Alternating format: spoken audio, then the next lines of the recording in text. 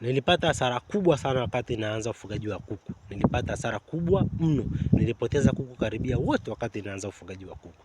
Na hii ni kwa sababu sikulifahamu hili mapema. Kwa hiyo nataka na wewe nikuelekeze hili ili na wewe usije ukapata hasara kama nilivyopata mimi na kama wanavyopata wafugaji wengine.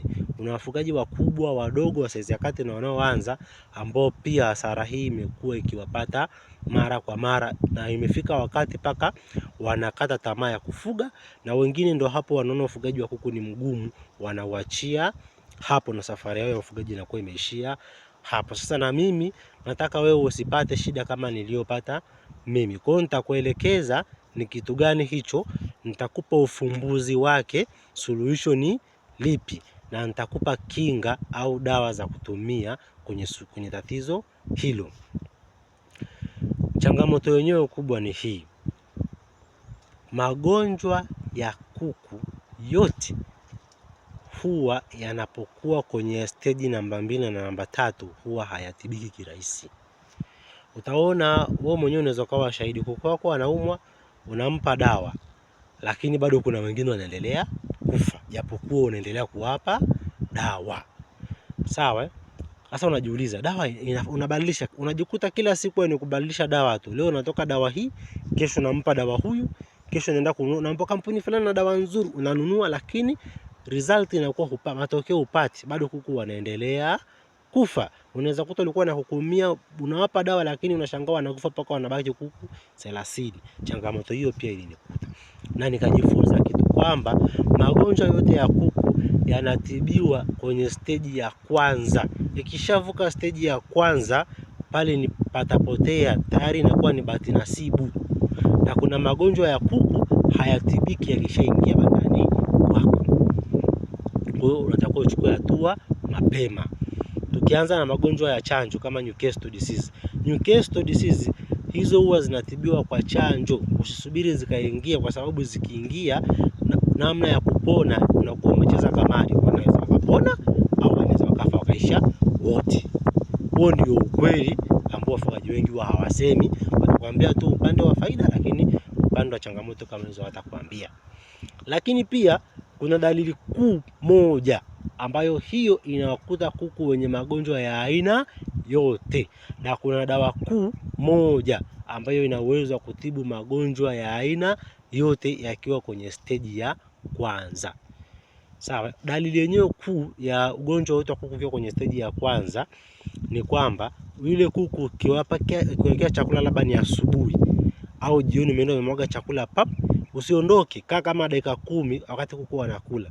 Yule kuku ambaye utamwona anajitenga anaenda kunywa maji kila saa, yani yeye anazunguka kwenye chombo cha maji tu, anafika paka kwenye chakula, anadonoa 1 2, anarudi kwenye maji, au adonoi kabisa anarudi kwenye maji, tafsiri yake tayari ugonjwa umeshaingia shambani kwako.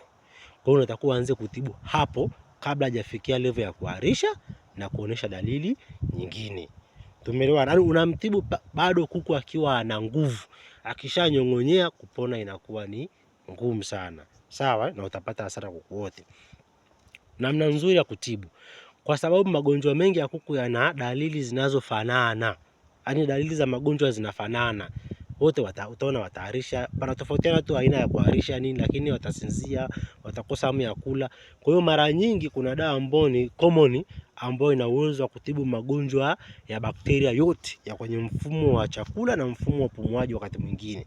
Kwa hiyo huwa tunatumia dawa inaitwa OTC. Lakini OTC hii kuna ya 50%, kuna ya 20%.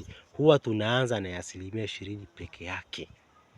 Alafu sasa ukimpa OTC mara ya kwanza, mara ya siku ya kwanza unawapa OTC, usimpe mmoja. Ugonjwa ukishaingia bandani, ukitibu kuku mmoja umeharibu.